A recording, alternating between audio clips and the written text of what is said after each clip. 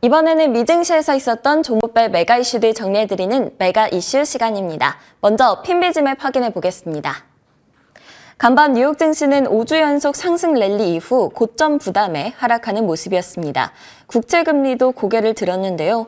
주식시장이 정체되는 사이 비트코인은 급등하고 금은 급등해서 2,100달러를 찍기도 했습니다.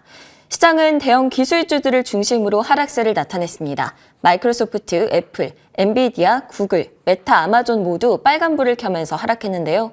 이들 종목들이 포함된 기술 섹터, 커뮤니케이션 섹터의 낙폭이 컸고요. 필라델피아 반도체 지수는 1.3%가량 하락했습니다. 이미 소비재, 에너지, 자재 섹터 역시 하락했습니다. 팔로알토는 모건스탠리에서 비중 확대 의견을 제시를 했지만 이날은 최근의 급등 흐름이 주춤하면서 급락을 했고요. 제너럴모터스는 미주호의 투자 의견 상향에 상승했습니다. 카바나는 JP모건에서 투자 의견을 상향하자 10% 넘게 급등했고 버진갤럭틱은 브랜슨 회장이 더 투자하지 않겠다고 선언을 하자 급락세에 나타냈습니다. 이번에는 종목별로 메가 이슈들 살펴보도록 하겠습니다. 먼저 스포티파이 소식부터 확인해보죠. 17% 감원 소식의 급등세를 나타냈습니다.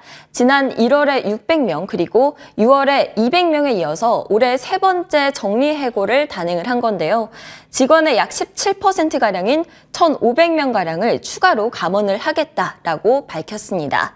올해는 성장보다는 비용을 절감하면서 수익성에 초점을 맞추겠다라고 밝혔는데요. 이 비용 절감 노력에도 불구하고 여전히 많은 돈을 지출하고 있고 경영상 어려움이 있다라고 밝혔습니다.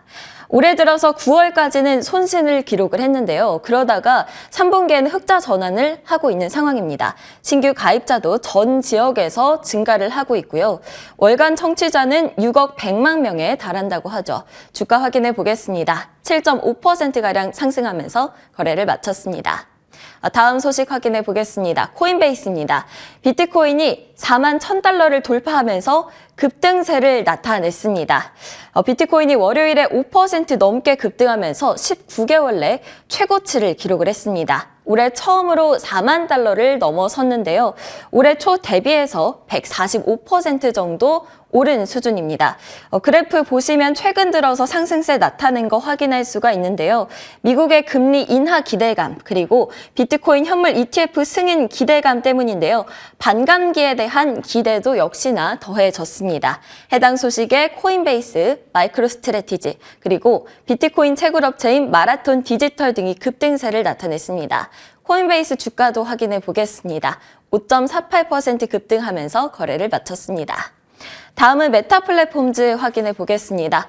저커버그 CEO가 대규모 매각에 나섰다라는 소식이 들려왔는데요.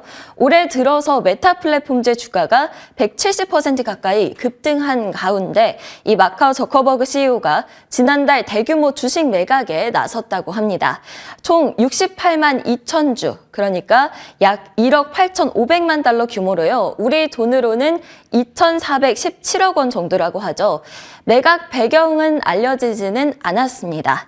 저커버그 CEO 측이 주식을 매각한 것은 2021년 11월 이후 약 2년 만인데요. 그동안 실적 부진 등으로 인해서 급락했던 기간에는 주식을 단 한 주도 팔지 않았다라고 하죠. 주가 확인해 보겠습니다. 1.48% 간밤에는 하락하면서 거래 마쳤습니다. 다음은 우버 소식입니다. 우버 테크놀로지가요. S&P 500 편입 소식에 급등세 나타냈습니다. 함께 포함이 되는 자빌 그리고 빌더스 퍼스트소스 역시 급등세 나타냈습니다. 일반적으로 S&P 500에 편입이 되면 지수 구성 요소를 추적하는 펀드들이 이 해당 주식들을 사들이는 수요가 발생을 하기 때문에 주가는 오름세를 띱니다. 기존의 솔라 엣지 그리고 알래스카 에어 그리고 실드 에어를 대체할 예정이라고 합니다. 주가는 2.28% 상승했습니다. 마지막으로는 알래스카 항공 확인해 보겠습니다. 하와이안 항공을 인수한다는 소식에 급락세 나타냈습니다. 19억 달러 인수하기로 합의를 했는데요. 알래스카 항공은 이번 인수를 통해서 태평양 지역으로 확장을 가속화하게 된다고 합니다. 다만 정부의 반독점 지적이 있기는 했는데요. 이 규제 당국 그리고 주주들의 승인이 이루어지게 된다면 거래는 1년에서 1년 6개월 안에 이루어질 것이라고 합니다. 주가는 14% 넘게 하락을 했습니다. 마지막으로는 마감지수 상황 살펴보도록 하겠습니다. 다우지수가 0.11%, S&P 500지수가 0.54%, 나스닥 지수가 0.84% 하락하면서 3대 지수 모두 하락세 나타내는 모습이었습니다.